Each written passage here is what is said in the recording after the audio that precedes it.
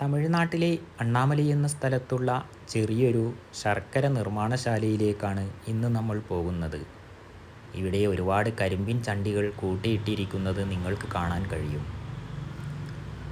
ഈ ഒരു മെഷീനിലാണ് കരിമ്പിൻ്റെ ജ്യൂസ് എടുക്കുന്നത്. കരിമ്പ് കൂട്ടിക്കെട്ടിയിട്ടിരിക്കുന്നത് ഇവിടെ നിങ്ങൾക്ക് കാണാൻ കഴിയും.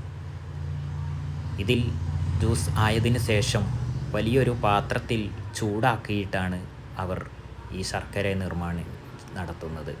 ഈ കരിമ്പിൻ്റെ ചണ്ടികൾ തന്നെയാണ് ഇതിനു വേണ്ടി അവർ കത്തിക്കുന്നതും. 4-5 മണിക്കൂർ ഇങ്ങനെ ചൂടാക്കിയതിന് ശേഷമാണ് അത് ഈ ഒരു പരുവത്തിലാകുന്നത്. നല്ലപോലെ തന്നെ കത്തിച്ച് വേണം ഇങ്ങനെ ചൂടാക്കാൻ.